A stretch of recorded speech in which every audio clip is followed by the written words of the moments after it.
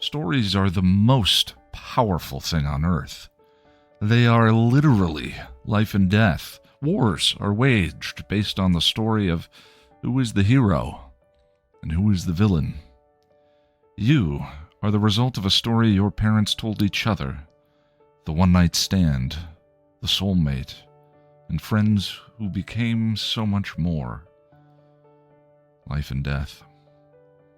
So wouldn't you like to understand them better, these stories? How Story Works, an elegant guide to the craft of storytelling by Lani Diane Rich, demystifies stories and helps you understand why you love what you love, why you hate what you hate, and why prologues are almost always a bad idea. How Story Works by Lani Diane Rich. Available on Amazon in ebook, audiobook, and paperback form. Get your copy today.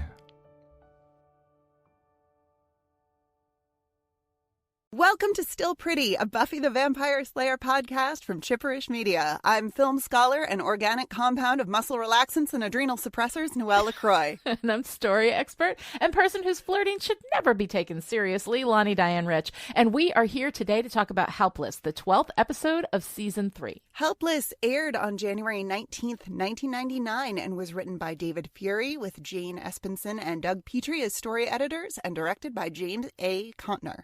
All right, this episode of Still Pretty, like every episode of Still Pretty, is fully spoiled. So if you have not seen the entire run of Buffy, now is the time to get that done. Then come back and listen to us talk about it. His name is Giles. Giles. Forget it. Let's just go on patrol.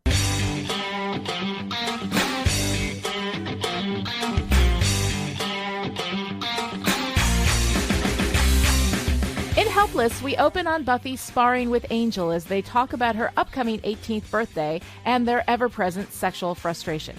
The next day, Buffy plays with a phallic crystal while studying with Giles, who puts a big blue crystal in front of her and tells her to stare into the flaw.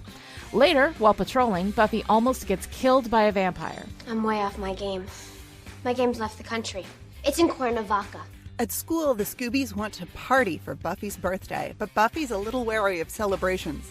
They tend to go badly, with people getting killed. She's excited about her dad coming up to take her to the ice show, and since her dad takes her every year except last year and the year before, there's no reason to think he'll bail on her, until she goes home to flowers and a balloon with a bailing note attached. The next day, Buffy is in training with the crystals again, and she hints that maybe Giles would like to take her to the ice show and be her dad? But Giles is distracted as he commands her to look into the big blue crystal and find its flaw. Its flaw, it turns out, is that it hypnotizes Slayers, allowing their trusted watchers to stick a syringe full of something not good into their bloodstream, which is what Giles does. No! Giles can't be bad, but he's definitely doing a bad thing, and Buffy's feeling the effects. I have no strength. I have no coordination. I throw knives like... A girl? Like I'm not the Slayer. Giles meets with Quentin Travers, supreme douche of the Watchers Council, in the abandoned house where Travers is keeping a criminally insane vampire named Zachary Kralik in a crate, waiting to spring him on a weakened Slayer. Turns out, Travers is party planning for the Cruciamentum, a ritual that celebrates the Slayer's 18th birthday by taking away her powers and pitting her against a vampire. Giles argues that it's an archaic exercise in cruelty, and he's not wrong, but Travers tells him it's for Buffy's own good. Believe me, once this is all over, your Buffy will be stronger for it. Or she'll be dead for it. Asshole. The two junior watchers attend to the vampire wrapped up in a straitjacket and screaming from the crate for his medicine, which they administer with long-handled spoons and cup holders. So he's got migraines? Menstrual cramps? Who knows? Well, whatever he's got, he manages to get free and kill and turn one of the guys, so all's going exactly to plan, Travers. Well done, jolly good. Buffy goes to visit Angel, who gives her a book of poetry for her birthday because he knows her so well, and her passion for poetry is well documented throughout the series. They have a very weird conversation about the fact that this 240-year-old guy fell in love with her when she was 15, before she was the Slayer, and the only choice we have is just to not think about it too much because, ew. That's beautiful. are taken literally incredibly gross. I was just thinking that, too. Giles visits Hill House only to discover that Kralik has bounced, leaving a dead junior watcher behind. Buffy walks home alone from her visit with Angel and bumps into Kralik and his new assistant regional vampire. Assistant to the regional vampire. Right. Assistant to the regional vampire, Dwight. And they chase a defenseless Buffy through the streets of Sunnydale until Giles comes racing up in his car and takes Buffy to the library, where he confesses everything. You bastard. All this time you saw what it was doing to me. All this time and you didn't say a word. I wanted to. Liar. In matters of tradition and protocol, I must answer to the council. I can't hear this. Buffy, please. Who are you? Buffy gets a ride home from Cordelia and discovers that Joyce has been kidnapped by Kralik. She grabs her handy bag of vamp killing and goes out to the house, ready to fight Kralik. Kralik, predictably, has issues with women, particularly mothers, and he unloads his misogynistic ranting on Joyce, whose mouth has been gagged despite being out in the middle of nowhere where no one can hear her scream anyway. It's just that patriarchy silencing women again and whatever. At the library, Travers comes by to tell Giles that Buffy entered the field of play while he makes tea like a jackass, and Giles is having none of his bullshit. I told Buffy everything. That is in direct opposition to the Council's orders. Yes. Interestingly, I don't give a rat's ass about the council's orders. There will be no test. Giles rushes out after Buffy, who is in the house facing down Kralik and Dwight with minimal luck. Kralik attacks, and Buffy runs. She finds a room covered with Polaroid pictures of her mother tied up, and Kralik attacks, but then gets hit with a migraine and needs his pills. Buffy takes this opportunity to grab the pills and run. She dives into a laundry chute and ends up in the basement with Joyce. Kralik finds them, grabs his pills, and drinks them down with water, but just as he's about to get back to Buffy, he starts not feeling so good, because Buffy filled his glass with holy water. Kralik goes poof, Dwight attacks, and Giles dusts him, and all is well. For a given value of, well. Giles and Buffy meet with Travers, who commends Buffy for passing her test and fires Giles for failing his. Your affection for your charge has rendered you incapable of clear and impartial judgment. You have a father's love for the child, and that is useless to the cause. The next day, Buffy tells the story to Willow and Xander. Joyce is proud of Buffy's cleverness. Buffy's just exhausted. Willow is horrified that Giles got fired. Like, actually fired. Like, unemployed. Aside from his full-time employment as school librarian, but still fired. Buffy, meanwhile, just wants her full strength back. She can't even open the peanut butter jar. Luckily, Xander is there to rush to her rescue with all his manly manliness. Give you a hand with that, little lady? You're loving this far too much. Admit it, sometimes you just need a big, strong man.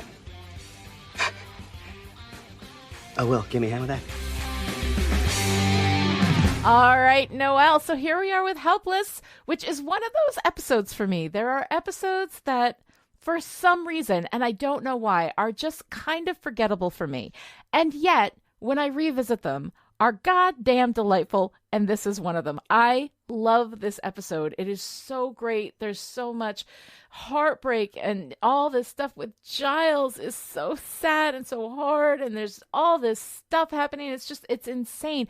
But again, I think it's just about the monster of the week. When I think about Helpless, I think about Kralik, and I'm not that interested in Kralik. But the rest of the stuff that's happening here, I am fully on board for. What did you think about it? Well, I am fully on board for Kralik, and I will get to that.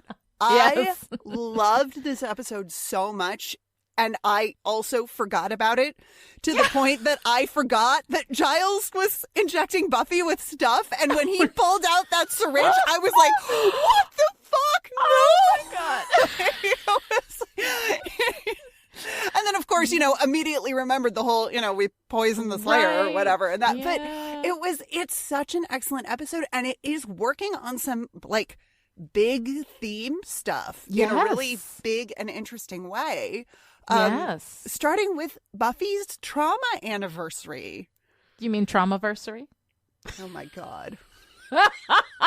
I said it. I regret nothing. I love a portmanteau as much as the next guy, but come on. All right. I'm sorry. Let's take it seriously, because God knows we very rarely take Buffy's trauma seriously. Well, and the anniversary effect is a thing with trauma. Yeah, no, it is.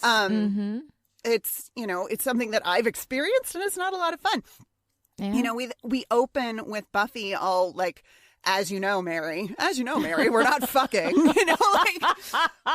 maybe I shouldn't say trauma anniversary, because really by about the 3-minute mark, we've hit this push-pull of like sexual tension and sexual trauma really, really hard. She lands on top of Angel with the baguette, the phallus of the bread world, and Bo stakes him and says satisfied. And then they have that conversation about satisfaction and how they're not doing it. And it's kind of ridiculous, but okay. Yeah. And then in the library, Buffy's fiddling with that crystal wand while she's talking to Giles. Yes. Or talking. The most phallic crystal in the history of the universe. I love those crystal wands. They are wonderful for all kinds of things. Just. Okay. Yeah. And when he asks her what, like, he notices that she's fiddling with this thing. When he asks her why she's anxious and she realizes what she's doing, she sets the wand down like it's hot. It's great. And we even get a close-up. Like, they're doing this really, really purposefully.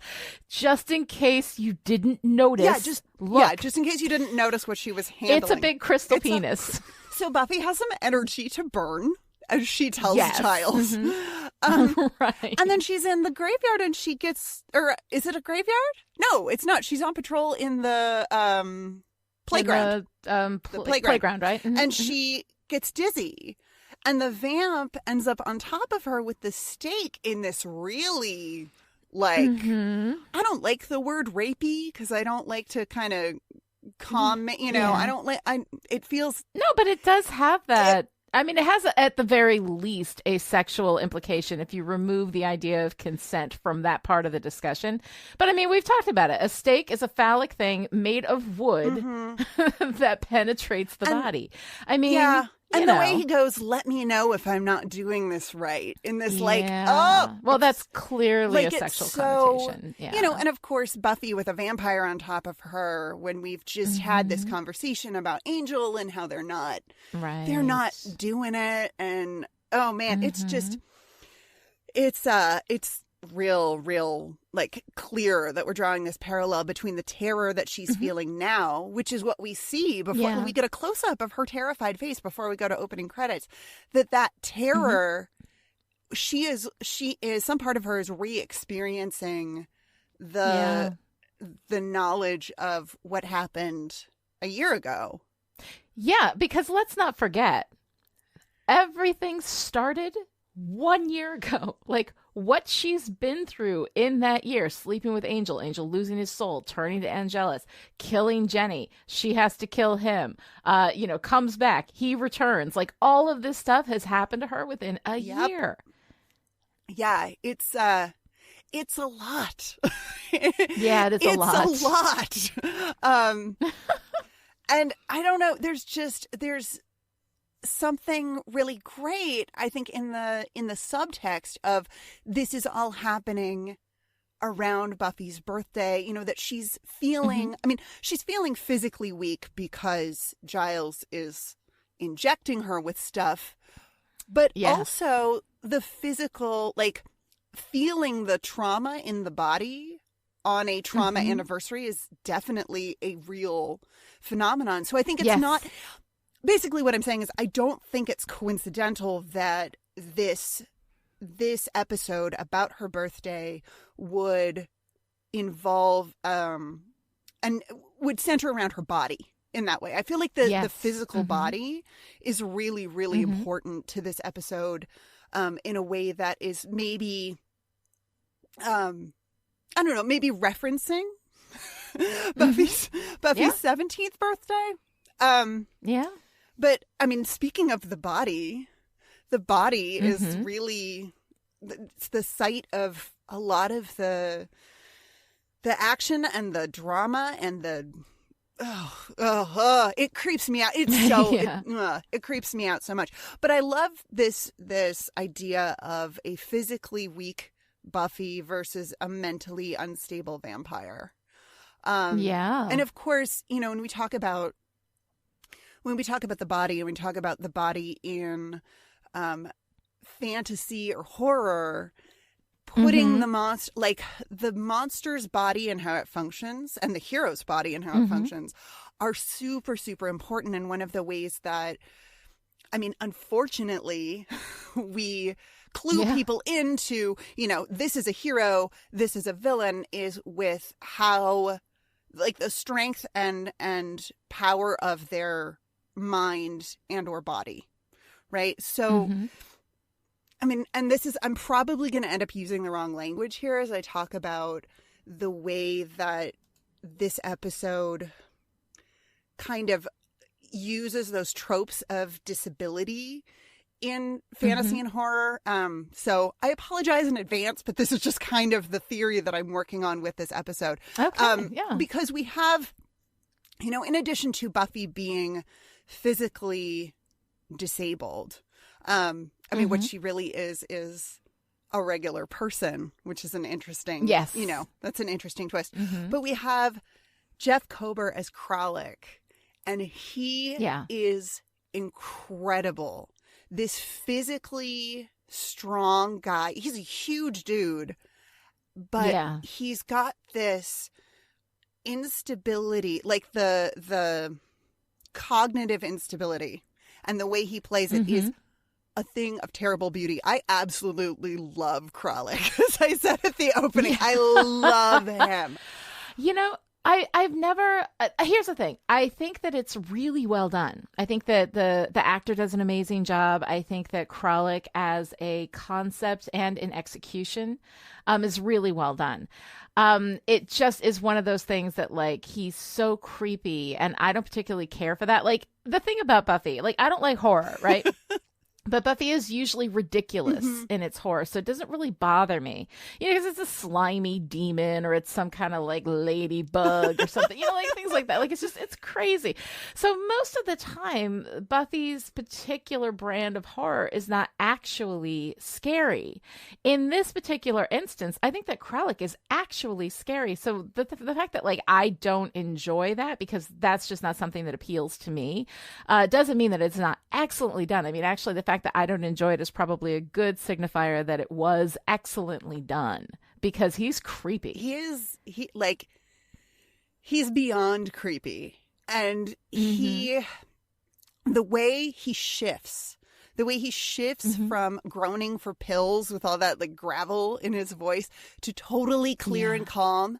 Shh, everything's okay now. The humming and licking his fingers after he's turned this guy.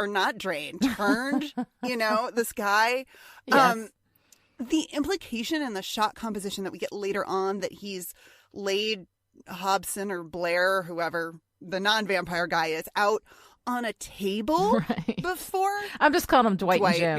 Yeah. Jim and Dwight.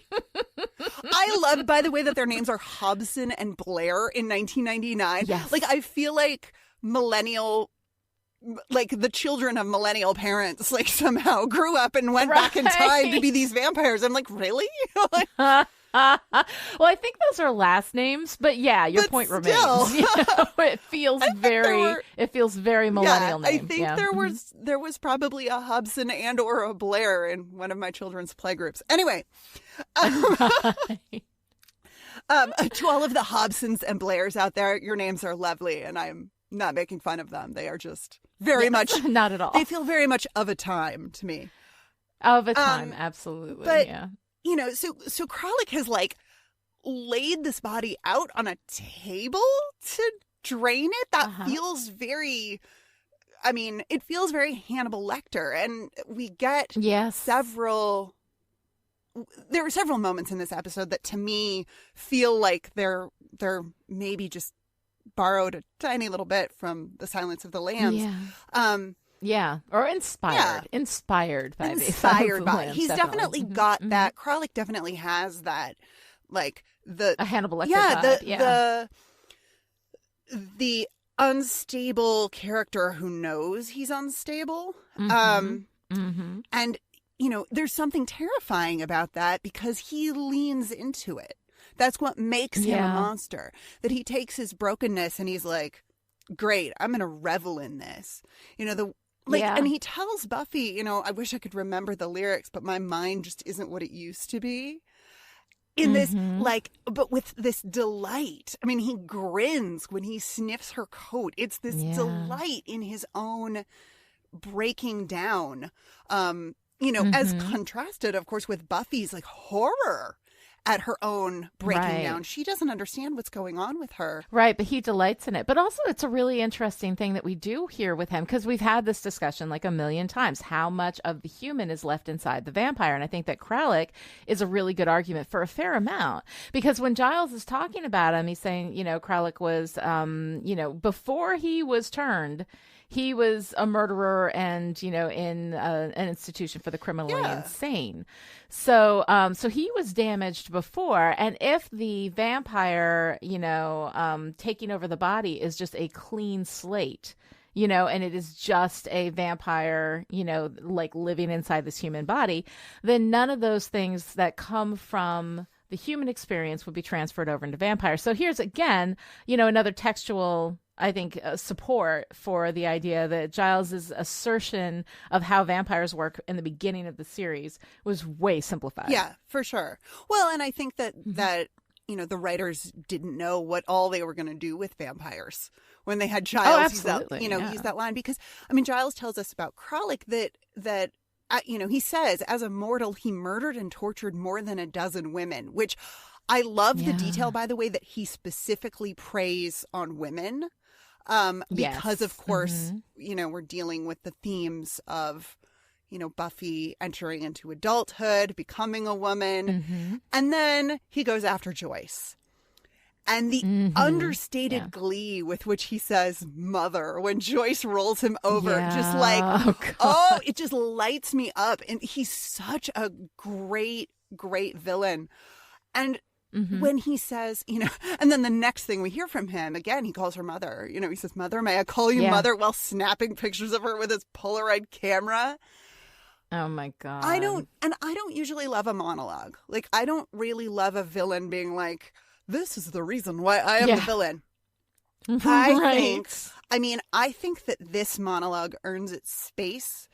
Maybe you'll disagree with me, but the way that Jeff Kober delivers this backstory is chilling and fantastic. Mother. May I call you mother?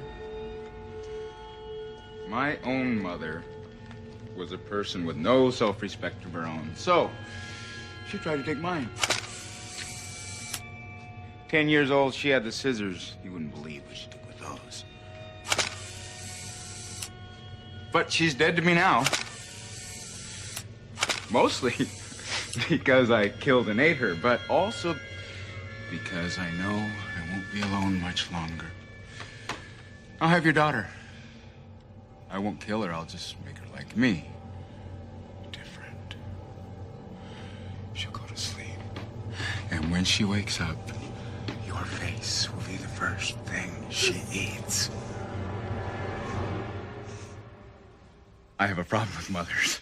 I'm aware of that. Yeah, here's why it's okay. One, because it's really not backstory that we need to. It's not like I'm telling you this so that you're informed about this because later it's going to be important narratively. It really is just a living in the moment. Like, I believe that this character would absolutely give that monologue to her because he needs her to understand why he's doing this to her, because that makes it even more terrifying if he shares that. Like, by telling this story, he is tormenting and terrifying her, and that for him is fun. So because there is a purpose in the moment for that character to be telling the story, I think it's completely legit. And it's also not an explanation. Like, the bad villain monologues are the ones that are like, well, let me explain to you how I did all these things, and what I'm planning to do now so that you can figure out how to stop me, so those are things where we have a character who is pretending to talk to other characters, but they're really talking to the audience and saying, here's all the information that this writer was not skilled enough to give you in the earlier stages of this. So let me just lay all of this out so that all of your questions at the end are answered and you go home feeling satisfied, right? And so that ends up being the problem with that. But this monologue, I think, is exactly the kind of thing that is totally justified within the narrative itself. So I think you're on solid ground in loving it. So he talks about oh my God, it's like the most Freudian thing that they just, Yeah. it is a Freudian slip in a different sense. They just slip this Freudian backstory into Kralik narrative. I mean, did his mother cut his penis off with scissors when he was 10? Because that's what that's what I hear in that story. It sounds to me like it was something. Yeah. And, and that would send a kid probably into a murderous rage if his mother, cut his penis off, which is, I guess, possible. Yeah, I mean, just the way, like the way, and of course, because we're in a story about the patriarchy, which I can't wait to talk about.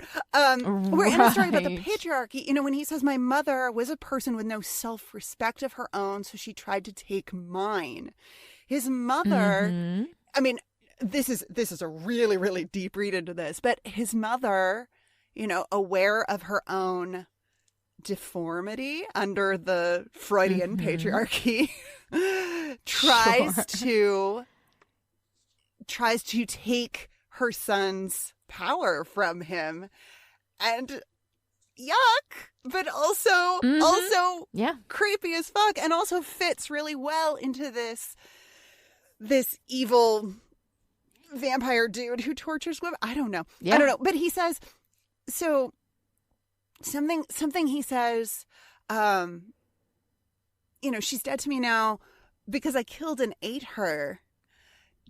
Did he kill and eat her before he was a vampire? I kind of think he did. Kind of likely. I kind of think I maybe think that he did. I kind of think maybe his mother was his first victim.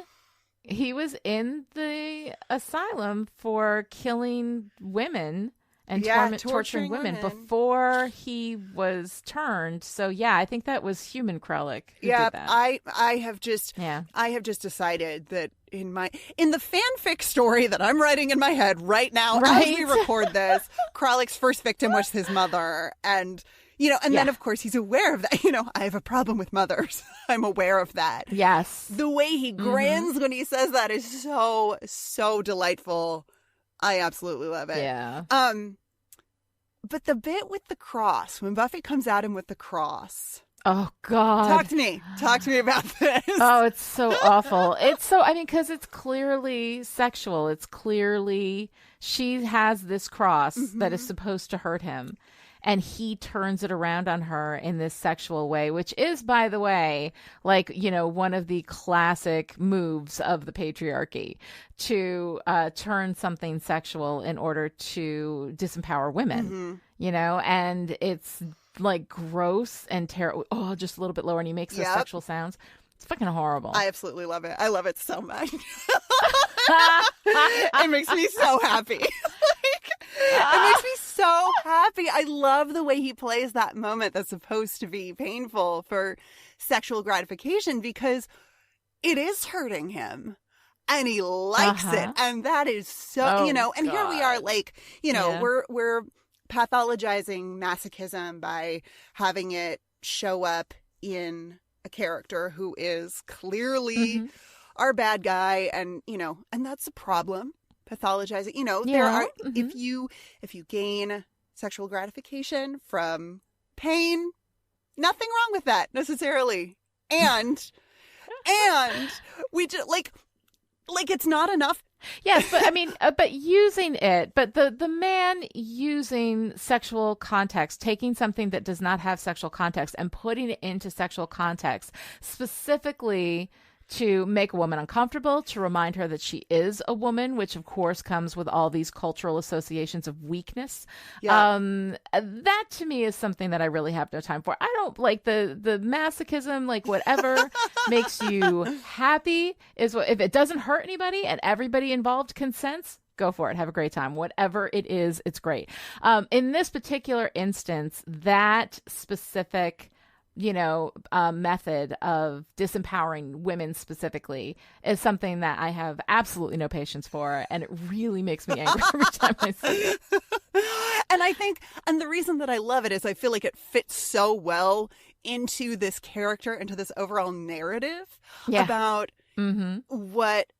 about what this trial is for the Slayer and what the Watchers Council does to these young women. And like, it's a beautiful visual metaphor for the entire like bullshitty situation. And he says to Buffy, you don't seem to understand your place in all of this, which is like, like verbally putting a woman in her place. Like, this is what we're doing. Exactly. The delight that I'm feeling is not like pro torture or pro patriarchy. It is, it is that. Do we have a word for this? This like, yes, this makes sense. This lines up with my experience of this narrative and like what it is. Right. I think you're taking delight in the. I think you're taking delight in the execution, in the quality of the execution of representing something so accurately, whereas I am responding with fury at the fact that it reminds me of reality. So I think that like we're both on either side of what is essentially the same thing, a very effective story beat, something that's really well done, enough to make me angry because it represents reality so well, and to delight you because it represents reality so well. That, and what a fascinating phenomenon. Like, you talk about not liking horror, and I have known several people in my life who've been through truly horrific experiences who say that they don't engage with horror because they've had enough real terror in their lives. Yeah. And I know a couple other people who have also had real terror in their lives who engage with horror because it helps them feel less alone and crazy in what happened to them. Absolutely. And I'm just really like, it's fascinating to me that storytelling can do this for us in these different ways, and that we can engage with the same material in such different ways. So I don't know. That was my like story beat philosophy for the episode. I think it's very good. Yeah, absolutely. I mean, the thing is that fiction does allow us that opportunity to revisit, and to process whatever it is that we've been through. And a lot of times I think that the stories that I think there are like basically two ways. You're either going to lean in or you're going to avoid. Now, I am an avoider. I go to comedy. I go to romantic comedy. I don't care how bad a romantic comedy is. I will almost always enjoy it. You know why? Because none of this shit is in there. Because nobody is feeding prescription drugs to a vampire? Like, what? I mean, usually not in romantic comedy. Usually not. It's just girl meets boy, girl falls down, boy picks her up, and then they move on. Yeah. So I don't know. Like, but a lot of people go to fiction specifically to deal with and process through an intermediary, through the fictional characters. Their own experiences, their own traumas, better understand the world around them. And that is also like a completely valid way, to engage with fiction. But like, I personally avoid horror specifically because of that, because it's too much. It's overwhelming. I can't handle it. It does not help me process it. It shuts me down. So that's why, like, Buffy, which is quote unquote horror, but not really. No. Like, it's not really. It is scary. There are a few points throughout the run of Buffy that are truly, genuinely frightening. And I appreciate them all. I do not enjoy them. And I, of course, love getting into this dark storytelling space. So this a vampire who tortured women, ate and tortured women apparently before he was a vampire. I'm like, bring it on. I love it. I do think it's really interesting, though, this relationship that Kralik has to his pills. They're clearly prescription drugs. I mean, we get a close-up of the bottles. We're supposed to understand, this visual cue. Yeah, what doctor is writing the prescription for? Oh, I mean, I guess Travers can get anybody to write anything. The Watchers Council can get anything they need at any Who's time. The vampire doctor who's like... Yeah, and... Sure, just take two of these. Yeah. And are these drugs that he was on before he was a vampire? And what exactly... Maybe. what exactly are they giving him? Are they antipsychotic drugs? Are they muscle relaxants? I mean, it doesn't really matter. But do the pills help him? Do they hurt him? It's not really clear. What's clear, though... No, and it's never stated. Yeah. It's never stated. It's never clear. I mean, to me, it appears that he's in some kind of screaming pain, and so they are pain relievers of some sort. But, like, does he have migraines? Like, what? We never get... We have these pills... We never talk about them. We just see that he needs the pills. And of course, they figure in narratively later on, you know, his desperate need for the pills. But I mean, my guess was migraines. And of course, you know, menstrual cramps, whatever. It's fine. But sure, maybe. The thing that I find so fascinating about this is we see prescription drugs. We hear his agony when he doesn't get them.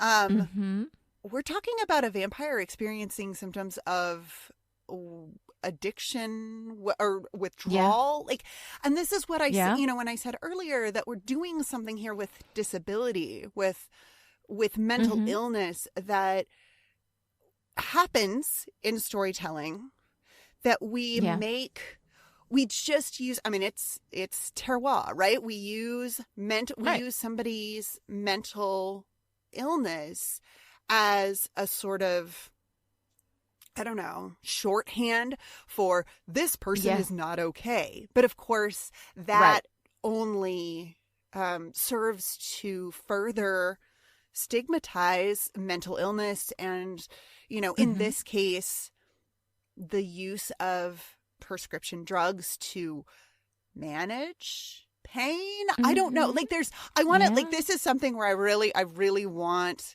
the community to weigh in on this one, because I'm like it makes me very uncomfortable in a way that, you know, I don't think we talk about a lot, like the relationship between mental illness as shorthand for evil and the way that just slides into narratives all over the place. I think we're doing a better job talking about it now.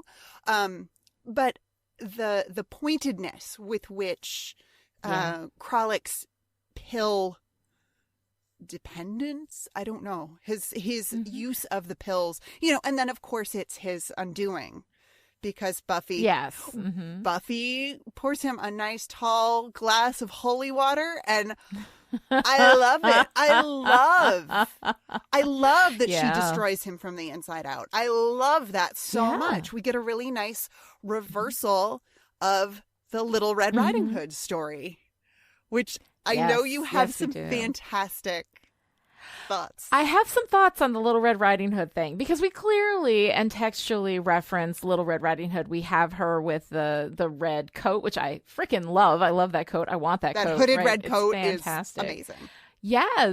Yes, we have, you know, the grandmother in the woods thing. You know, we have a lot of references to that. So clearly we are talking about Little Red Riding Hood. And Little Red Riding Hood is actually a cautionary tale about the dangers of sex. Going into the woods, into this dark place, you meet the wolf that is danger in the woods. The wolf is convincing her that she's safe. And then she runs ahead to the grandmother's house, and he's already there. He's already gone ahead of her, you know. And he eats the grandmother. Then when Little Red Riding Hood gets there, he eats her. And then a woodsman, right, because it has to be a man, comes in and cuts them both from his stomach, saving them from the experience of that male domination. It could be a rape metaphor, you know, I'm not really sure. There's a whole bunch of stuff, but then they all work together to kill the wolf, you know. And so it's about sex, you know, but also that a woman's passage to safety and rescue is through the patriarchy, that you get everything that you need because we will give it to you if you behave by our rules. And that is essentially what Little Red Riding Hood is all about. And then we've got all of this, you know, reflected in the Watchers Council. And, you know, given what Little Red Riding Hood is, that the path to safety is allowed through a patriarchy that also designates what the rules are of how you're going to behave, right?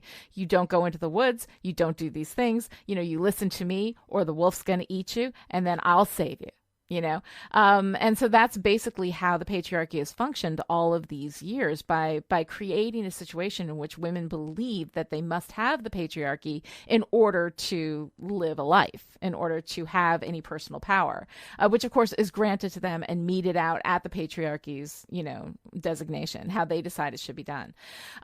So here we have Buffy as Little Red Riding Hood, and it's not sex that Giles is leading her into, thank God, but the patriarchal traditions of the Watchers Council, and he is absolutely conflicted about it. So you see him, like, at first we get this thing where we're not really sure, and he seems like, did Giles all of a sudden go evil? But it's not. It's that he is administering the evil that is given to him from the Watchers Council. So then Buffy goes to the cottage in the woods, so to speak, not to bring her sick grandmother food, but to knowingly save her mother from the monster, to take a fairy tale made to make girls afraid of men, and thus think they need the quote unquote good men to protect them from the quote unquote bad men, and turn it into a story of independent feminine power, while the person who is fooled, is actually Giles. Giles is the one who has to have kind of the blinders taken off, with regard to the Watchers Council. Like, I kind of like that. And then we have this line, from Kralik, why did you come to the dark of the woods to bring all these sweets to grandmother's house? And the thing is that Buffy did not bring sweets. Sweets are nothing. Sweets are powerless. She brought power. Yeah. And I kind of love that. Buffy with the crossbow in the dark in the abandoned hotel really reminds me of Clarice Starling alone in Buffalo Bill's house in The Silence of the Lambs. The deliberate, the decision to go alone, despite not having, in Buffy's case, she doesn't have her usual power. In the case of Clarice Starling, she is going alone. She's going against protocol. There's a really nice little parallel there that I just appreciate so much. That you're not supposed to go into the dark woods, but here you go deliberately, and with this determination and determination to rely on your own power, even if that's kind of foolish given the circumstances. Like, there's something that strength in, I probably shouldn't be doing this, but I'm doing it because it is my duty to do it.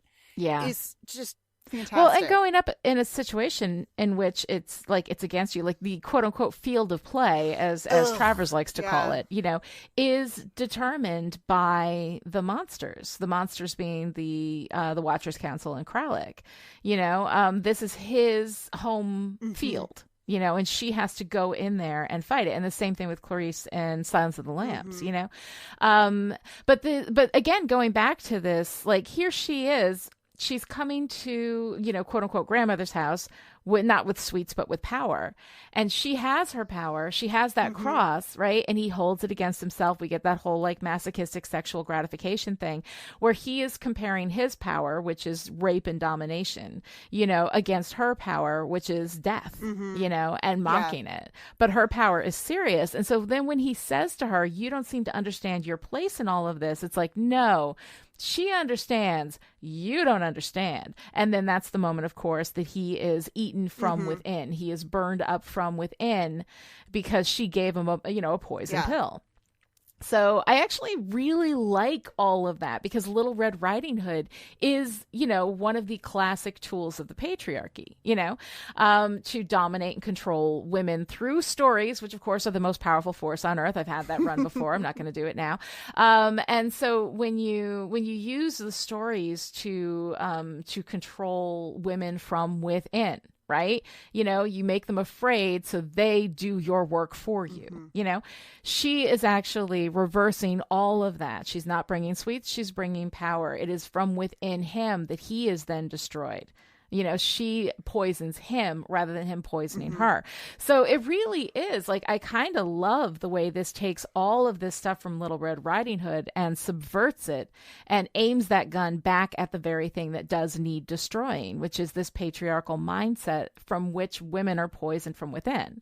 So kind of love that. So we destroy the patriarchy with that. And then we support it with the one true love myth that we're kind of getting to. Okay, I'm so excited to hear you talk about this because I had a serious like, okay, what the fuck? I know we've done the like romance versus love rap on this show several times. Yes. You know, if you've been listening, you've heard it by now.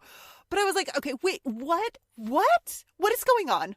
Lani, help me. I don't know what to do. Very uncomfortable. Right. Well, okay. The one true love myth, and this relates to the show, but just let me set it up. The one true love myth is essentially another, patriarchal myth of this idea of there being one true love. And we sell that idea to women because then when you love somebody, when they are your one true love, then any problematic behavior has to be explained away because they cannot be your one true love and also be seriously problematic, right? Because if this is the magic, if this is the soulmate, if this is all of that kind of stuff.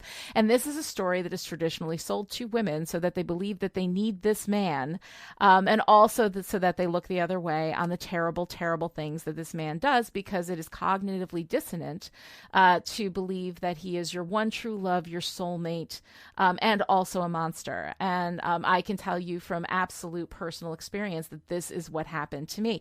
We have this thing with Buffy where she's talking about her being weak, right? And she says, if I'm not the Slayer, what will I do? What will I have to offer? Why would you like me?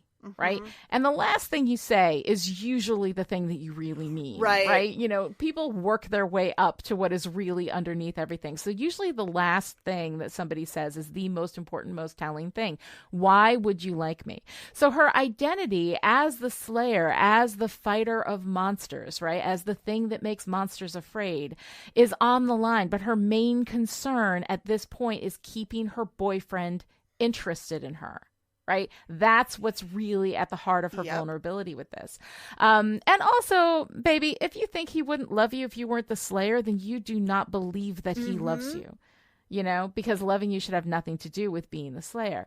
But this whole run with Angel in this moment is just weird. And here's the thing.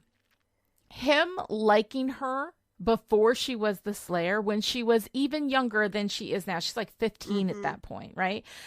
Before being the Slayer and gaining her power kind of closed the power differential between them.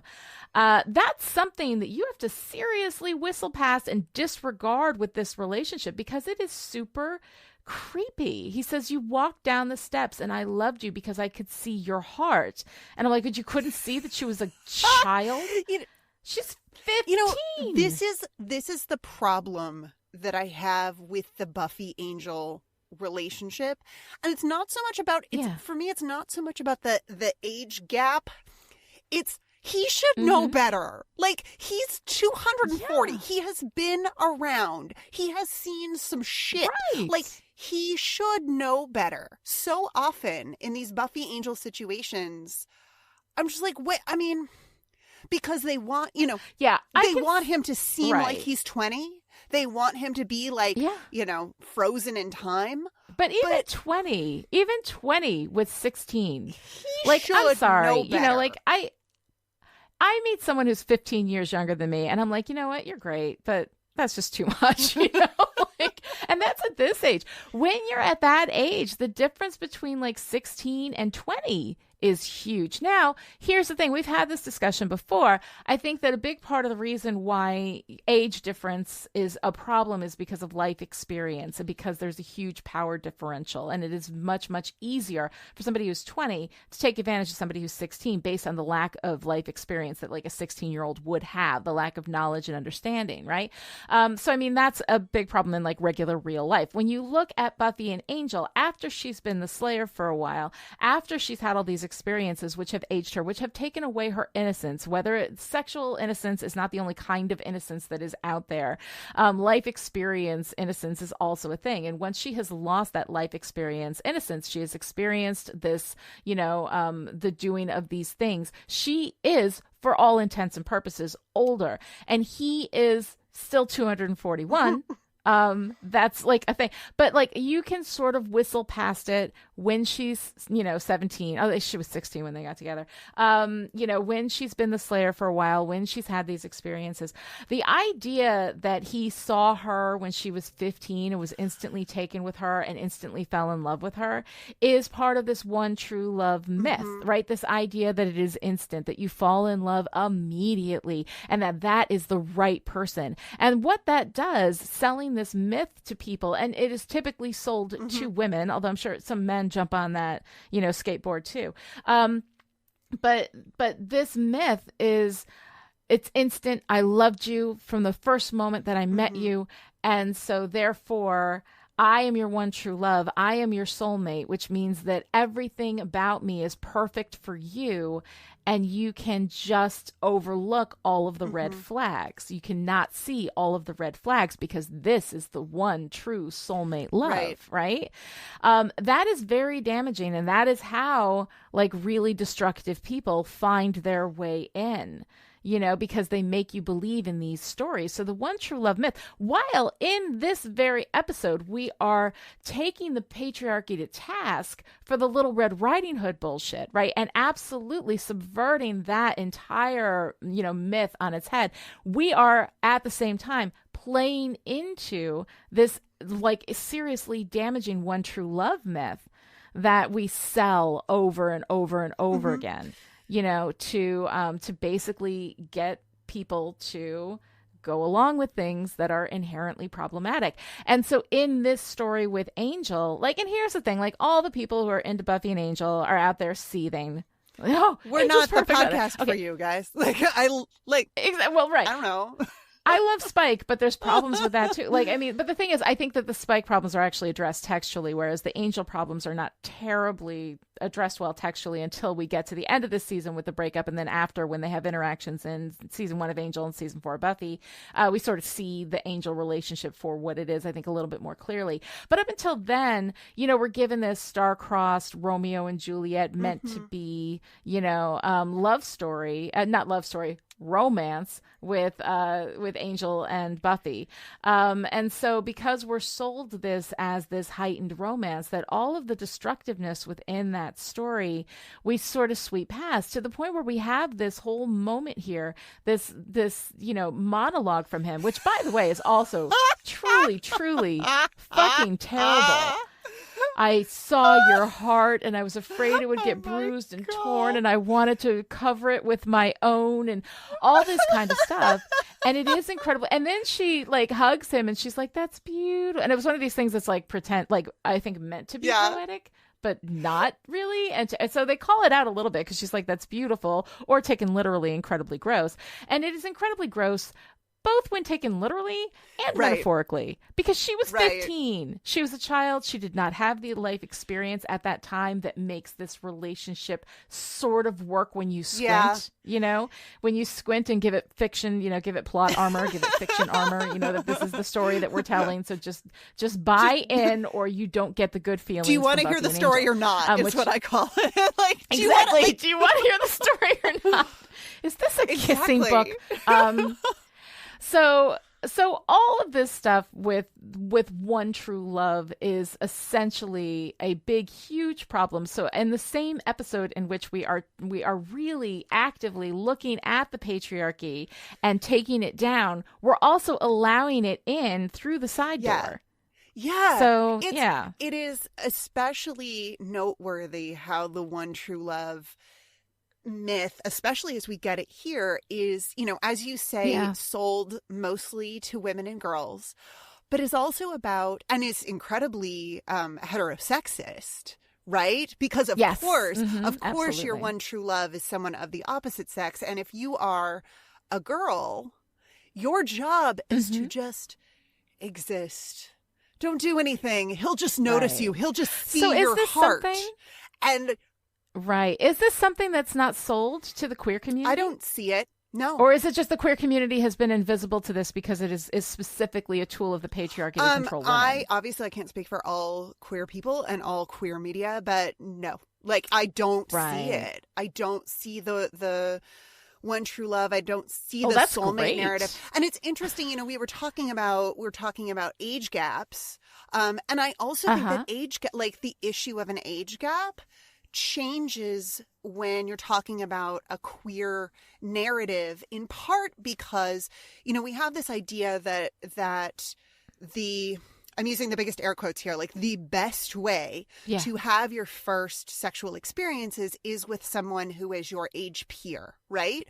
Well, if you are coming into your sexuality as a young teenager and no one is out, your only options for engaging with these like sexual and romantic and identity feelings may be with someone who is older. So while I would agree with you, and maybe this makes me, you know, like I'm owning my own bias here, but like I feel like a 16 and a 20-year-old feels different in the context of heterosexuality, where it is presumed that you have more opportunities for interaction with closer age peers. Right. That feels less acceptable within a heterosexual relationship than it would in a queer relationship.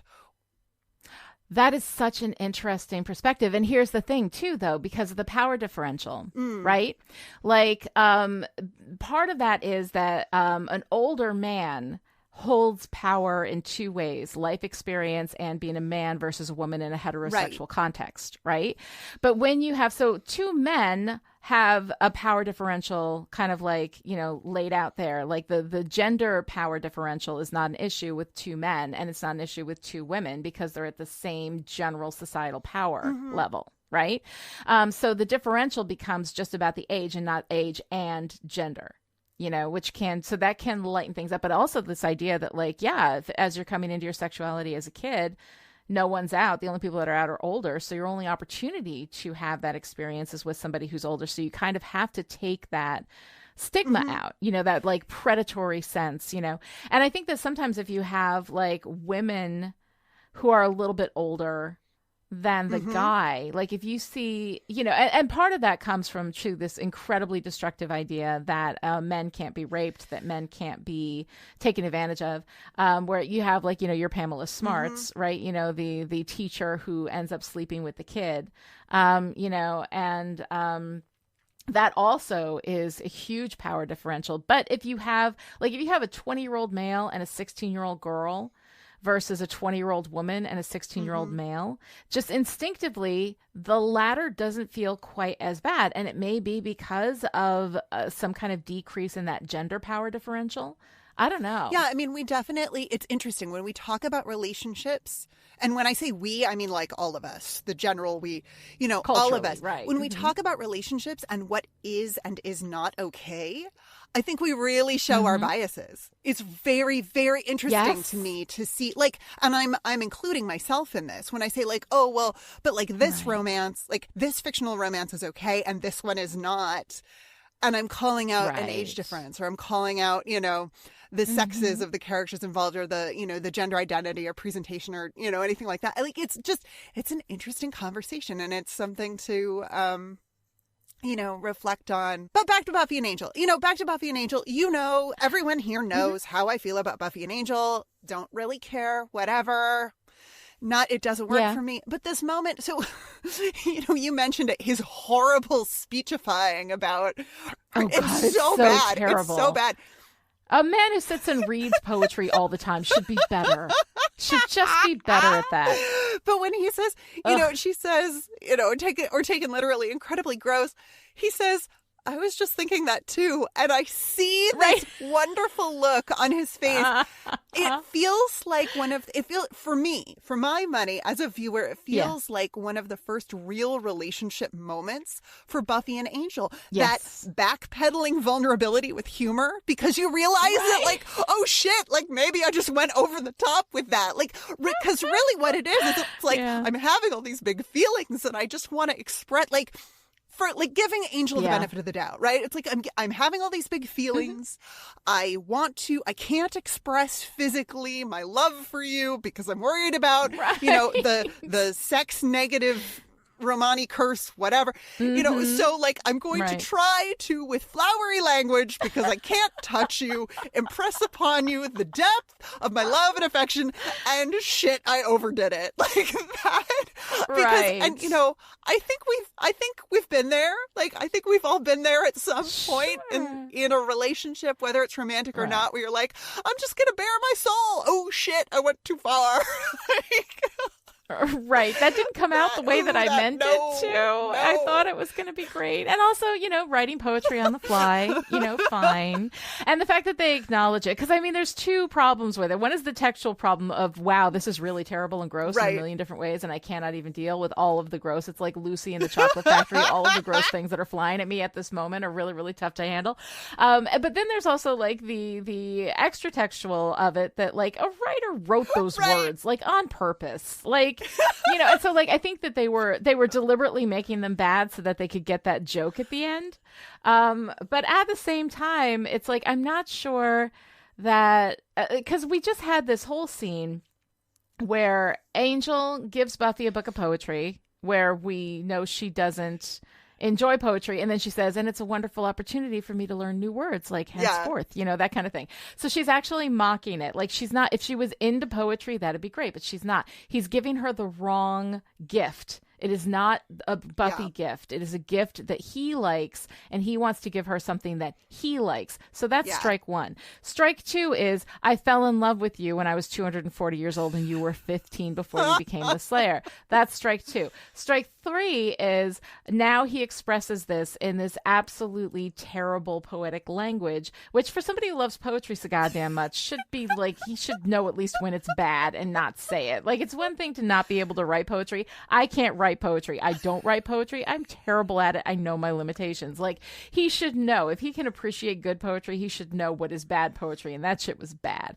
And so he says all of that stuff to her while going like on romantically waxing poetic about her as a child.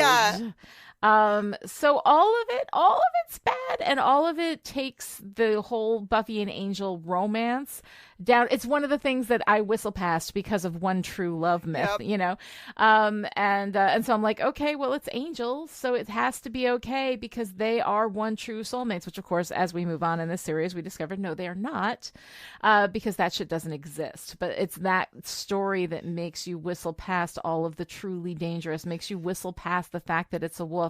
My, how big your eyes are. The better to see you with. Well, you're my one true love, so I guess that's okay. Boy, how big your teeth are. Red flag number 2. The better to eat you with. There you go. And that's what happens. So it is actually playing into all of the things that Little Red Riding Hood sees in the wolf, that she calls out specifically, that he says, no, I'm your one true love. That's just for, it all comes together in this way that is both, I think, a conscious and deliberate movement on the part of the writers with the, kind of reframing of the Little Red Riding Hood myth, which is beautifully done, while at the same time completely embracing the one true love myth, which is how Little Red Riding Hood gets into this shit in the first place. So there you go. Now we can move on to the cruciamentum, right? Which is a fabulous word, by the way. Good job. Cruciamentum. It is. You did a little etymology on this, did you not? You can hear it. You don't need to have studied Latin to hear, crucio in there. Yes. Crucify or torture.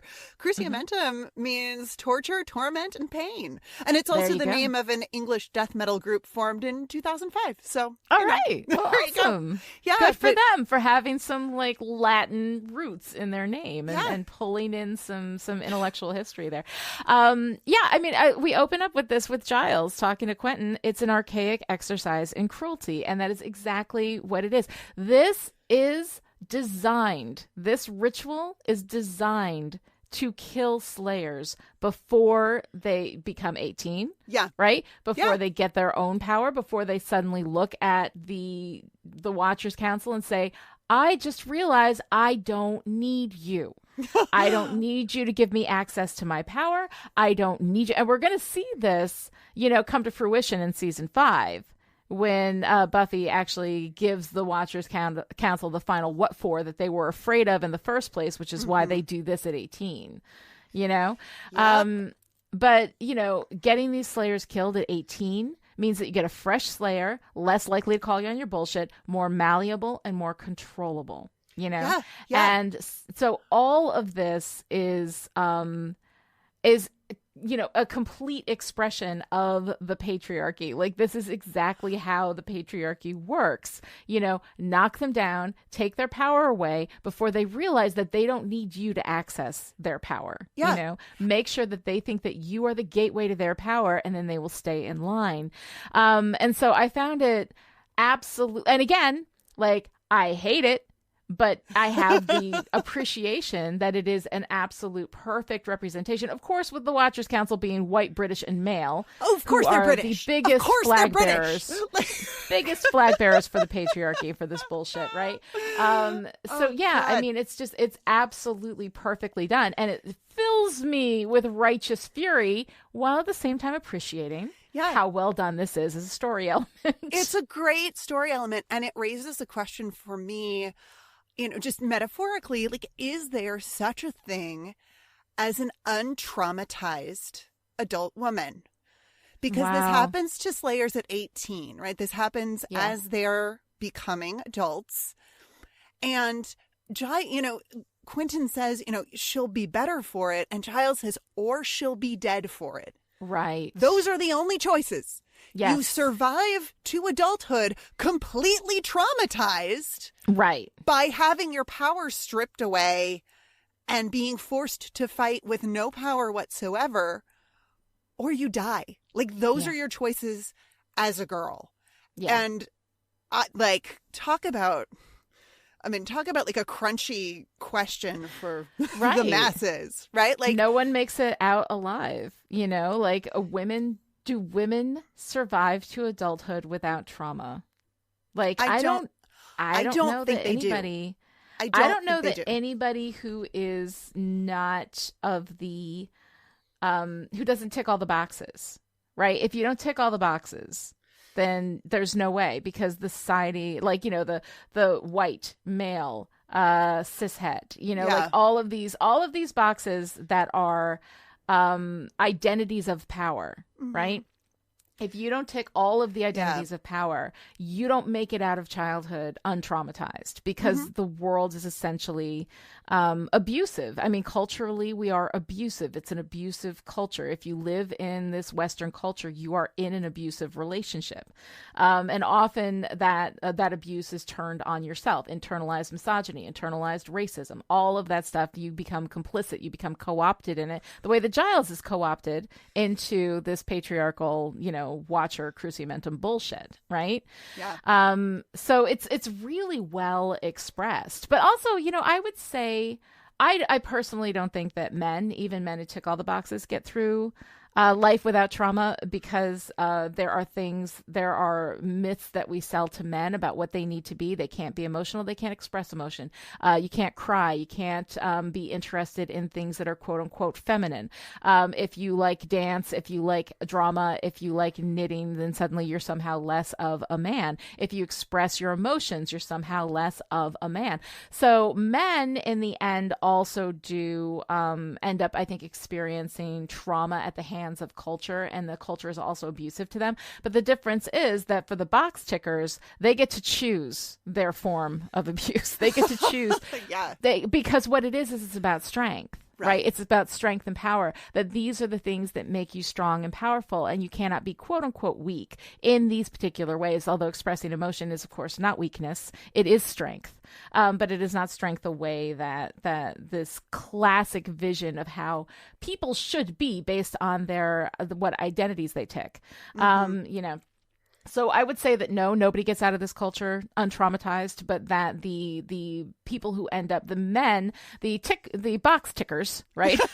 All of these things, these identity tickers, the identity tickers end up in a space where their abuse actually gives them more power, and then they have the power to then lord it over everybody else. So while I don't think anybody escapes into adulthood untraumatized, I do think that the very specific kinds of trauma that most of the people who don't tick all the boxes end up experiencing actually disempowers them, whereas the trauma that the box tickers get empowers them in very destructive ways. But yes, so that's my whole theory off the top of my head. Anyway, go continue. Well, because once you have the power, you have to keep the power. If the Watchers Council runs on power, so we gotta keep. And power is essentially corrosive and destructive. Mm-hmm. But somebody's got to have it. So that's a whole other discussion. Man. Somebody's got to be in charge, right? But you need somebody who won't abuse that. And we have yet to have that experience of somebody with power not abusing it to at least a certain degree, So that's a tough discussion for like somebody who knows way more about like the world than I do. So back to the Cruciamentum, which is a conversation I can actually participate in with some. What did you think about all of this? Oh my God, just the bullshittiest. The bullshit. Yes. Like, what the? So does it fill you with fury, or is this a situation where you are infuriated by it, or where you appreciate how well it's done and how well it reflects on reality? I mean, it got me to the question of like, what does it mean to be an untraumatized adult woman? And I'm using the word woman like really, really broadly. I know it's hard to talk. It's hard to talk about humans without kind of falling into the binary language, but you all know what I mean. I hope. Right. I hope. Yeah, it got me to that question of like, what does it mean to reach adulthood without some sort of trauma, some sort of like pulling back the veil of childhood, that childhood unself-consciousness and maybe confidence in one's own power. Not that happens right on the stroke of 18 for everyone. That is a slow process, but of course this is a metaphor because fiction. No, I mean, what the fuck, Watchers Council? Like, that's really where basically I came down on the side of, so the Slayers really are just disposable. They really are. Like, that's it. Okay. Yes. Wow. Like, that's right. Really, well, they really are. Gross. Yeah. They are. They're just disposable. Well, and we're not even pretending that they're not. It's not like we're not going to pretend that this girl is all special and, whatever. No. We're still going to treat if they don't get killed her like on their own. Dirt. Right. Yeah. If they don't get killed by the time they turn 18, we will set up this death trap, essentially. Yeah. Yeah. And to keep the powerful Watchers in power. It's bullshit. No. Fury. Like fury with a side of like deep appreciation. Right. And if we haven't experienced enough fury, we have actually invited the Watchers Council to advertise on our program because you know what? We need the money. So here you go. This episode of Still Pretty is brought to you once again by thewatcherscouncil.com. Yes, we know, you hate us. Blah, blah, patriarchy, blah, blah, pretentious, blah, blah, hashtag salary for slayers. You can Instagram your displeasure all you like. It really doesn't matter to us. We work in shadow and keep the world safe from unspeakable horrors by hiding far, far away and going through slayers like so much tissue paper. Eventually, the world will catch up with us, but it hasn't yet. So we're just going to keep on doing what we've always done. Tradition is tradition for a reason. That's because it works. So why don't you just give up and give in and visit thewatcherscouncil.com using the code CruciamentumFTW, giving you a 20% increase in price, and buy yourself a nice Kiss the Librarian mug or something. We're going to get your money anyway. We always do. Or, if you must nevertheless persist, you could choose to take your money and give it directly to Chipperish Media so they can keep making these... What do they call them again? Podcasts. Oh, yes. Podcasts. which I understand are all the rage at the moment. Anyway, this, chipperish media. Is that a word? I believe it's derived from the original Greek. No, chipperish is apparently not a real word, but it is a real company that makes shows like this one that you're listening to now, along with Still Dead about Angel, Listen Up A-Holes about the Marvel Cinematic Universe, Orgasm about something called Explosive Inspiration, and oh, they even have a Star Wars podcast, Metaphors Be With You. I've heard of Star Wars. Delightful.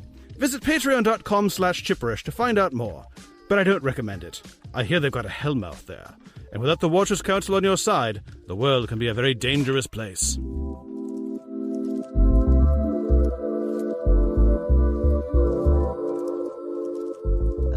We were young and needed the money, okay? We were young and needed the money. Look, if you want to advertise with Still Pretty, just get in touch. We'll put your ad up, but until then, we got to do what we got to do, and that means letting the Watchers Council speak on our show. All right, so Noelle, we've talked about the men, we talked about the patriarchy, we talked about Little Red Riding Hood. Let's, take it down a little bit and maybe speak a little bit about Joyce. How did you feel about Joyce in this episode? Oh, God. Once again, Joyce is just whatever we need her to be. Yeah. Right? I mean, it's like, okay, 1 minute she's burning her daughter at the stake, and now it's like what? I can't. That's what I've got. I'm just like, I'm so irritated. Yeah. With the, I feel like I'm being yanked around on this Joyce chain of what is she going to do this week? Which Joyce are we getting this week? Which Joyce are we getting? What is happening? And we have we have Sweet Joyce.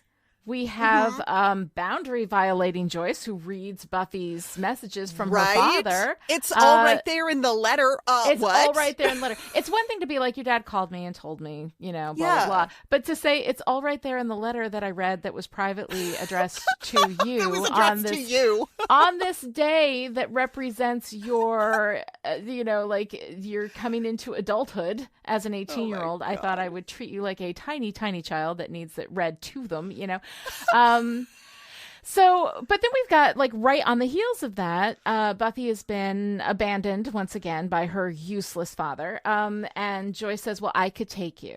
And Buffy's like, no, I don't want to go to the, I don't want to go to the show with my mom. And she really wants a dad. And then she goes, of course, and asks Giles to take her, which he completely ignores because he's too, kind of distracted by his own betrayal and wretchedness. So we have Can't Joyce talk right now. Gotta gaslight you. Right.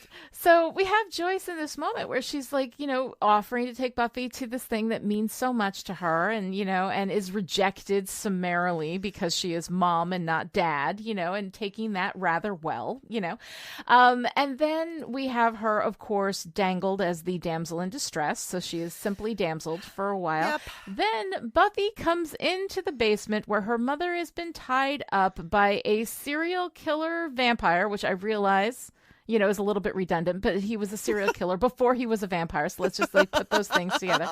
And as soon as Buffy lands in the basement, she looks at her daughter, who I presume knows is smart and capable, and says, Buffy, we have to get out of here.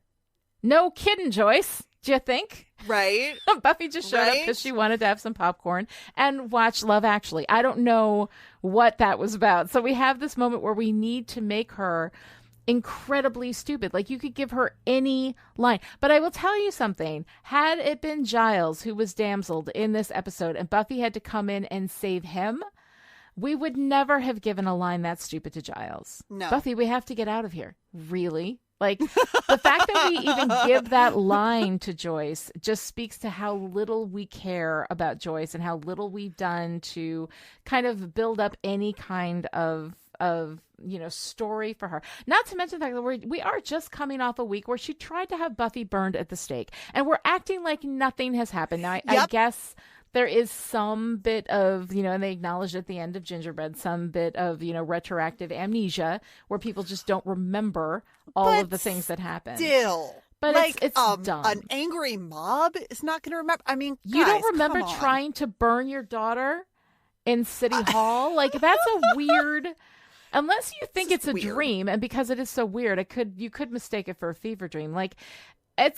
I don't know, like, how do you not remember that? But then again, Joyce has also been in love with Xander and tried to kill people to get to Xander.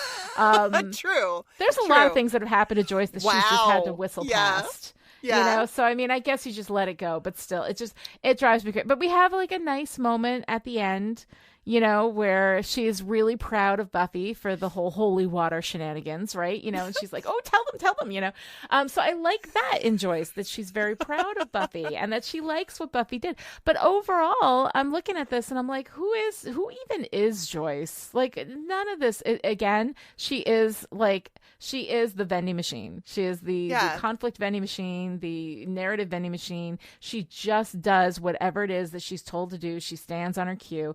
And somehow Christine Sutherland makes all of this, because at this point, 3 seasons in, had a lesser actress been playing this character, I would be like, just kill her now. You know, just get her out of the way. Buffy's 18. She can handle it. Like, oh my God. No, I mean, seriously, you know. So Christine Sutherland is the only thing holding Joyce together at all. Yeah. Yeah. I feel like that Buffy We Have to Get Out line would have worked if Joyce had not been so lucid. Like if she had been tortured, you know, if we got the idea that she'd been tortured for, you know, a couple of hours, you know, if she was just like barely there, you know, Buffy, we have to get out, kind of, that could have maybe worked. But yeah, they don't. Joyce is just there to be whatever they need Joyce to do that week. Exactly. And they just gave her a line to give her a line, but it is the most unbelievably stupid line, you know? And I mean, you know, and if Joyce said something helpful, like, no, he has to take these pills, or, you know, I've been sitting here for 3 hours just thinking about what this guy's weaknesses are, like, to give us the idea that maybe Buffy's capability comes from somewhere. Sure isn't her dad. Like, maybe she's been raised to be. I mean, granted, like, a lot of really capable people come from very stupid parents. It happens. You know, I mean, I get it. Like, but it would be nice, since Joyce is somebody that we're supposed to be invested in, that when she gets kidnapped by a murderous vampire, and again, redundant, but still, that when she gets kidnapped, I should care. I should be like, you know what? I would really like Joyce to live through this experience. At this point, I'm like, nah, I don't care. You know, whatever. Just get rid of her. I don't care. She's so terrible. What they do with her is so terrible. If it wasn't for Christine Sutherland, I just honestly would not care. Yeah, I'm right there with you. I'm right there with you. Like, all right. So let's switch to the other parent. I know. Let's switch to the other parent and talk a bit about Giles, about Dad Giles, about textually acknowledged Dad Giles. Oh, God, it's so sweet. Oh my God, the come with me to the ice show and be my dad is so. I know, that bid for parental connection from Buffy, which he's so tormented by the betrayal that he's like, you know, conducting at that very moment, that he can't even see that she's just made this bid for connection with him. It is so sad. The whole thing, it's so heartbreaking, but it's so beautiful, and how torn up he is by what he's done to her, how terrible he feels, you know, and I will work to get your trust back, you know, to earn that trust. And that's the thing. He doesn't say, Buffy, forgive me. He says, I will work to earn your trust back. And that is how it's done. Joe fucking Biden, take some notes. That's how it's done. Not, it is your job to forgive me. It is my job to earn your forgiveness. Yep. That is how that shit is done. So I loved all of it. I loved all of Giles, everything. I mean, even the betrayal, because the betrayal, he was doing what he was told. He was so internally conflicted. He hated all of it. He was trying to like be the good watcher, while at the same time, like, you know, knowing that it required this betrayal of this kid that he loves. You have a father's love for the child. Oh my God. That just tore me up. So tell me what you thought about Giles, because I will just go on like this all day. So Anthony Stewart Head plays post-injection Giles as Sinister. Yes. And I know the music and the camera angle are doing some of the work there, but he's got this little like Hannibal Lecter half smile on his face that creeps my shit out. It's not okay. But he's so checked out in that scene. Yes. I'm choosing to read this as Giles disassociating a little. because he'd have to in order to poke his pseudo daughter with a needle full of drugs. No, he really would. And the thing is that like the choices, the music, the angle, because we're coming up from underneath, which makes him look more powerful and more sinister. Like all of the choices that the television show has made in presenting this moment are giving us the sinister vibe. Plus the fact that we just saw him inject Buffy. Like that cannot be good. Under any circumstances, cannot be good. So the TV show is like deliberately fucking with us, and doing this bit of not entirely playing fair. But if you look at Giles, like just his expression, it is this very flat. So I think Anthony Stewart Head is blameless here. I think the TV show is lying and fucking with us and trying to make us think that Giles has actually gone bad. Anthony Stewart Head just simply has a shut down expression on his face, And so when I watched, because I was watching very carefully for that, like, is he twirling a mustache at any point in this performance? And he isn't. He's very, very shut down. I mean, we don't get clarity that he feels bad. We don't see guilt and shame on his face until later, and also like in the next scene that we have, he's arguing with Quentin Travers. So there really is no need to play this up that much. The TV show is clearly being like, Giles went bad, doing that kind of bullshit. And so the TV show is lying to us. But Anthony Stewart Head, I hold blameless, because the way that he's playing it is just that, like, that expressionless thing that you can choose to read in any way that you want. I think it's the smile that gets me. It's that little hat. I didn't see it as a smile. It's like it's a tiny little like closed. Maybe he has resting smile face. Resting dad face? Resting dad face. Aw. I don't know. It just like something about his facial expression, like, and of course the shot composition is doing some of the work there, but I don't know. I read it as creepy, but I also like, I don't know. There's so much in Giles's like narrative here that we don't really get. It's all just implied. The idea that like on paper, when this was just in his like Watcher's Handbook, right? That it was, maybe it made sense on paper, right? Because there wasn't an actual, human pseudo daughter sitting there in front of him that he had to inject. Maybe it's because it's definitely easier to do something in theory than it is in practice. Well, he says that. He says that to Travers. Yeah. He's like, I'm the one that's here. I'm the one that has to do this. You know? Yeah. Yep. I would also just love to know, does her Slayer Healy magic keep her from needing a cotton ball and a Care Bear Band-Aid? Does that poke just close right up? Like, you do not poke someone and not at least give them a sticker. Exactly, or a lollipop or something. A balloon. Come on. A balloon. You were a brave girl today. Yes. Yeah. But, I mean, it's such a heartbreaking turn in their relationship. I mean, when he rescues her, and then we see her in the library, all wrapped in a blanket. God. Yeah. And she says, it felt like my arm was broken. It hurt so much. She looks like she's cried for hours. Yeah. And then he tells her. It's a test. And when he tells her, the only other thing in the frame with him is the American flag. Yeah. Can you say possibly accidental cultural commentary? Right. I mean, like, perhaps. Wow. Yeah. I mean, I mentioned this a little bit earlier, but, I'm reminded of the way that many little girls are, pretty unselfconscious and unafraid. And then as they grow up, they realize that they're living in a misogynist society where they're literally in danger just walking home at night. Right. And the betrayal by a parental figure is part of that trauma. It's an unintentional betrayal, but it's that sense of like, why didn't you warn me? Because presumably parents know the realities of society and don't tell their children because they want to preserve that innocence. That under the, this like false idea of we can protect them. Like, I'm going to protect this child. I'm going to preserve their innocence. The longer you preserve that innocence, and again, I'm not talking sexual innocence. That is not the only connotation for innocence. But to preserve that innocence for as long as possible, the longer you preserve it, the more traumatic the eventual understanding of the world as it is going to be.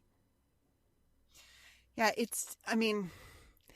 and that the whole scene where he confesses to her, what's going. I love that he shows her the syringe full of. He tells her what and then she throws it at his head. I love it. I love when she throws at him. I love when she says, "Who are you?" Yeah. And then at the end, and then when Cordelia comes in, how did they manage this? How did they manage in the middle of the most heartbreaking betrayal, this scene between Giles and Buffy, which is so devastating, to have Cordelia come in and be like, he's Giles, and it works. And it's funny and it's perfect. And then when Buffy says, Cordelia, can you give me a ride home? And she just goes, of course. Like, her empathy engages immediately. You know, she's like, but if the world doesn't end, I'm going to need a note. Yeah. I love Cordelia just snapping into supportive friend mode. That is so great. And that's part of the reason why the humor works, I think, is because she comes in and she's being her, goofy Cordelia self. And then when Buffy, clearly needs help, she's like, on it. Yeah. You got it. Yeah. Ride home, no problem. It's just so incredibly sweet. And then we get to this at the end, right? Where where Quentin tells him that Buffy went to the house, to go get her mother. Well, he doesn't know that at the time. And Giles is just like, no, that's it. I'm leaving. And he leaves Quentin there, and Quentin's just like, well, I'll just sit here and sip my tea then, like fucking useless piece of garbage. But at the end, Buffy has passed her test. Right? Yeah. Giles has failed his, and he fires Giles. Your affection for your charge has rendered you incapable of clear and impartial judgment. You have a father's love for the child. And the look on Buffy's face when he says that, oh, God. It's all so wwonderful. It's so good. It's so good. And and Giles being willing just to dive right in. You raised the question of, was he going to tell her? Like, is he going to... Right. Would he have confessed if Kralik hadn't escaped? Because he confesses then when he escapes. Yeah. Right. And that's chilling to think about. And then there's the moment when Giles goes to the house and sees what has happened. Or is that before? Is that before he rescues her from the street? I don't remember. But there's this beautiful shot. Yeah. There's this beautiful shot where Giles puts his hand on the banister and then lifts it up, and he literally has blood on his hands. And I'm just like, yes! Like, that is so... I love a good visual storytelling beat. I love it. There you go. Yeah. Literally has blood on his hands. Literally has blood on his hands. It's fantastic. And I also here he goes in, right? He sees we just see the bloody arm, but apparently whatever that vision is, the Jim, I guess, to Dwight, right? To Dwight. The assistant to the regional vampire.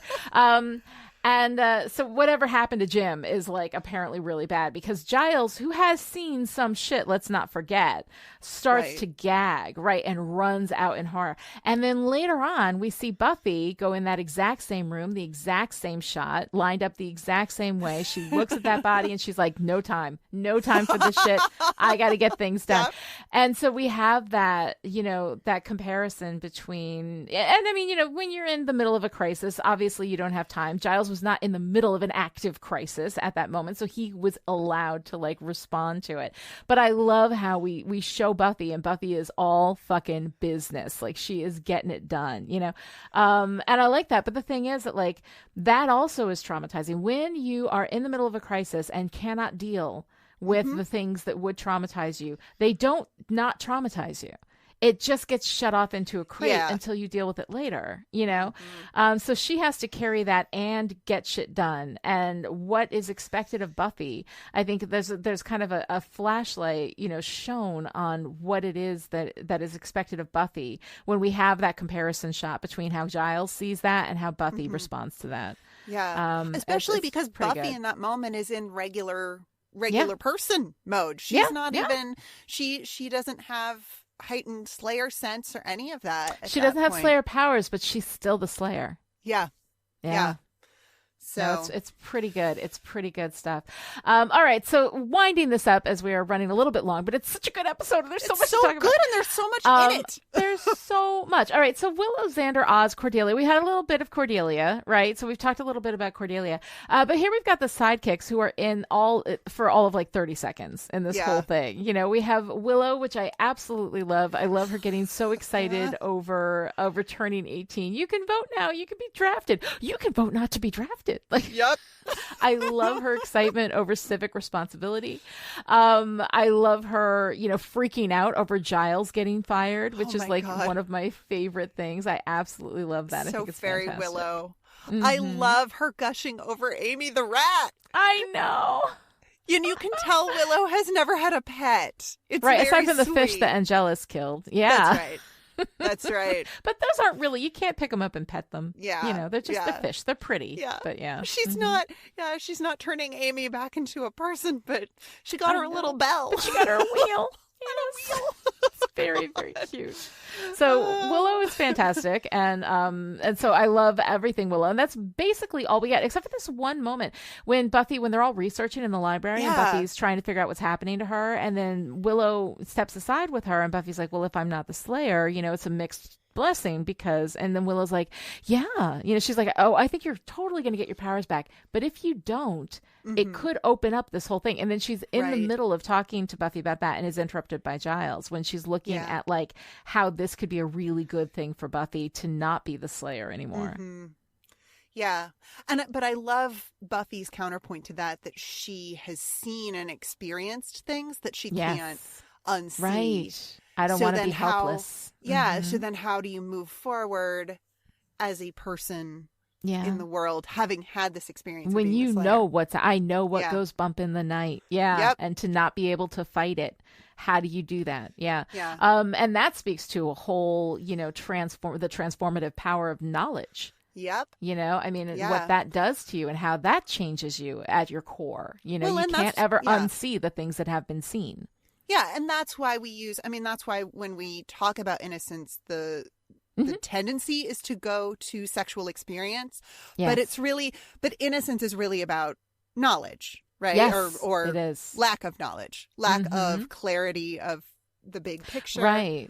You know, experience in general. And when you think of it in that way, this idea of protecting innocence, you know, protecting protecting ignorance, protecting a lack of knowledge, a lack of understanding of the world around you, that knowledge is power. Even if it's unwanted knowledge, even if it's dark knowledge, it is still power. So when we talk about protecting innocence, which, by the way, we do with regard to women, with girls, much more than we ever do with regard to men and boys, right? We talk about protecting innocence. That is actually a spin on protecting the male power. You know, because if women know, if they understand everything, if they have knowledge, then they're working on an equal playing field, you know. But if we keep them in ignorance, you know, if we don't allow them that knowledge, we don't allow them that power to understand and decide how they're going to deal with the world around them, if we keep them in the dark and we call it protecting innocence as though it is a good thing, which in essence it is not, you know, I mean, that's a whole thing there. Oh, yeah.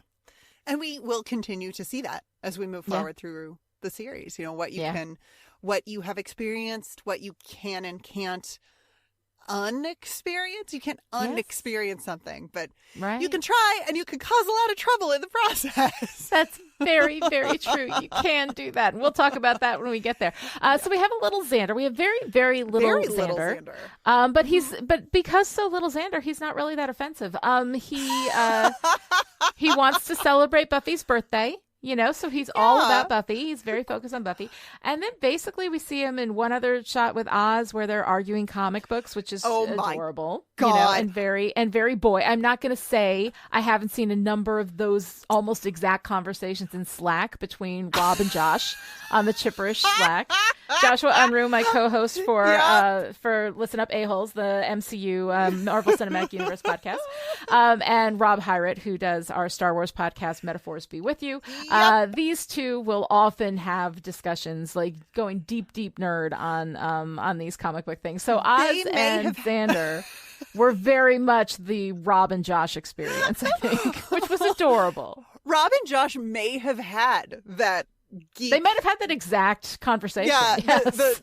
the geekery measuring contest over kryptonites. I'm pretty sure. Yeah, I love it. I love that. It's adorable. It's so adorable. Cute. So that was a really cute thing. And then we have, of course, at the end, Buffy doesn't have her strength. She can't open the peanut butter jar. And he's like, oh, do you need me to do this? And of course, cannot open it and hands it off to Willow. And I think that is pretty adorable. And it kind of does, put the last note on this, that we stand with the patriarchal bullshit in this episode. So I think that was pretty nice, and I liked that. Yeah, we hand it off to Willow, who has literally zero upper body strength. Right, but she's all power, though. Exactly. She's all power. Yep. Willow is all power. And we're going to see that as we move forward in the series, just get more and more powerful. So we have some cute stuff with Oz. I mean, we just basically get Oz in the red kryptonite, green kryptonite discussion with Xander. But we also have this great moment where Buffy is trying to justify her love of the ice show, which, by the way, love what you love, Buffy. Love what you love, baby. It's okay. Yeah, it's fine. But then he's just so great. He's like, it is cool. Ice is cool. It's water, but it's not. And we just zoom right past it. Like nothing ever happened. But it's freaking adorable. And I love that with Oz. So Oz, once again, is the perfect man. I love him so much. And then we have these great moments with Cordelia. Is the world ending? I have to research a paper on Bosnia, but if the world's ending, I'm not going to bother. Same, Cordelia. I'm not. Right. I mean, I love me some research, but if the world's gonna end, world's gonna end, I'm gonna do something different. I don't blame her at all. It's just I'm gonna need a note when she takes Buffy home. If the world doesn't end, I'm gonna need a note. So that's some absolutely fantastic stuff from a fantastic episode. We are running so long, so let's go ahead and start wrapping this up. Noelle, what are you wearing? Willow's fucking pom-pom hat. I cannot. Yes. I cannot. I know. The pom-pom hat and then the yellow hat. I love the yellow hat. And that is the hat. That is the hat that made me start knitting. That is the hat. Oh my I learned God. how to knit so I can make the hat. I still haven't made that hat. We've talked about Buffy's amazing Red Riding Hood hooded coat. Yes. I mean, they hit that on the head really, really hard, and I love it. And of course, we get the overalls of despair. I love the overalls of despair. The overalls of despair are back. And I'm like, yeah, this is great. Into it. This is the thing. And it's not a big deal and it shouldn't matter, but it does to me. When Buffy is slaying in the height of fashion, when she's wearing 6-inch stiletto heels, well, okay, she doesn't wear stilettos, she wears chunky heels, but still, boots and leather and her hair done perfect and her makeup. I love when she's fighting in this episode and and I realize that we have her wearing drabby clothing because she is weakened. And of course we associate beauty with power. And that's a whole other fucking conversation that I'm not going to have today. But she's wearing the big windbreaker and sweatpants when she's fighting with that vampire in the middle of the episode. And I love that. I love that she's wearing the overalls. When she wears all this high fashion stuff, I'm like, how do you fight in that? This is stuff made for strutting. This is stuff made for sitting at the bar and having men buy you drinks. This is not slaying. And it doesn't matter because the fact is that everything in the visuals in a show, in a movie, are about how it feels, not what it is. Yep. So what she's actually wearing doesn't matter. She feels dumpy in this episode, so she's wearing dumpy clothes. And she feels hot and sexy in the other episode, so she's wearing hot and sexy clothes while she slays. Still, I don't care. I just like seeing her in something practical for fighting. You love an overall. You don't wear a gown to yoga is what I'm saying. You just don't. You know? Anyway, that's my little rant about Buffy's outfits. All right, so I think the patriarchy we've covered fairly well in this. Is there anything else that you had to add to the patriarchy discussion? Oh God. I mean, the whole episode is about the patriarchy. Yes. I mean, the fucking lap dance guys who never get any comeuppance for that bullshit. Yeah. Whatever. We don't have time for another rant for me about catcalling and street harassment and all of that. But it's all here. It's all here. We it's all there. Cram it all in. All right. So what's your girl power moment of the week? Bite me. It's just the best. It's the best little coda for this whole Watchers Council nonsense. I know. Well, you know what I love? Congratulating her. Ugh. Right. I know. What I love as a moment in the patriarchy is this nod to the power of language and expression. When Buffy says, "I throw knives like," and Giles says, "A girl," and she says, "Like I'm not the Slayer." Like, she sets him down on that. Yeah. This is not about gender. This is about being the Slayer. It just so happens that the Slayer is a girl and I am a girl, but that doesn't mean that all girls throw knives poorly. Wake up, Giles. Get shit together. Correct yourself. So I really like that moment. It's very, very nicely done. All right, so Noelle, what's your favorite part? Oh, Kralik. I love Kralik. Oh, yeah. He is just, he delights me in his horribleness. Yeah, Kralik, no, he is. All the way. He is delightful. Yep. He's pretty great. delightful. I have to say that, while I love so much in this episode, if I'm taking a moment, just a moment of the episode, it's Cordelia. It's just Cordelia coming in. She's so perfectly, somehow the humor that she brings in is so perfectly aligned with the whole thing. She's really funny, but yet empathetic and connected to Buffy emotionally. Giles. I love that. I'm just all day, I'm going to be wandering around the house going, Giles, that's Giles. And my kids are going to be like, whatever. So yeah, that's my favorite part.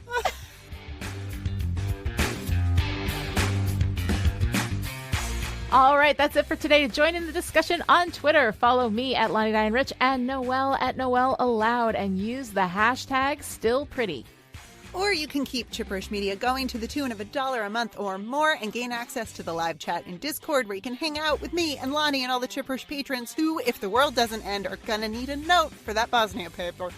You can also show your support by giving Still Pretty a great review on Apple Podcasts, or by telling your friends about the show, or by taking your Slayer to the ice show. We will be back next time with the Zeppo, the 13th episode of Season 3. Until then, if we were at full Slayer power, we'd be punning right now.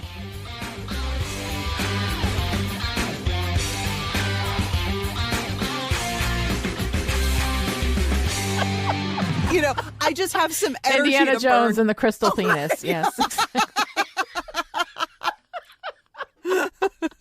I don't want to get us too far off topic, but speaking of Indiana Jones movies, do you know that you can replace any word in a title of an Indiana Jones movie with vagina and it works? Indiana Jones and the Vagina of Doom. And the Vagina of Doom. Yeah. Indiana Jones and the Temple of Vagina. Vagina Jones and the Temple of Doom. Oh my I have a God. thing for Temple of Doom. The Raiders of the Lost Vagina. Indiana Jones and the Vagina Crusade. Well, I'll be here all day just doing that. Well, and, you know, I warned you. We have all these very serious notes because we're getting into very serious stuff in this episode. Like trauma and more trauma and mental illness and addiction and all, like these weird things that we're doing with this vampire narrative. But, you know, at some point, we're just going to talk about vaginas because of course we are. No, absolutely. Eventually, it's all going to come down to that. So Buffy has some energy to burn, as she tells Giles, speaking of vaginas. I'm sorry. You can do that again, so I've got an edit point. But it was just so funny. It was like this silent beat, and then you're like, so Buffy. Oh, I'm sorry. Wind Go them ahead. up and watch them go.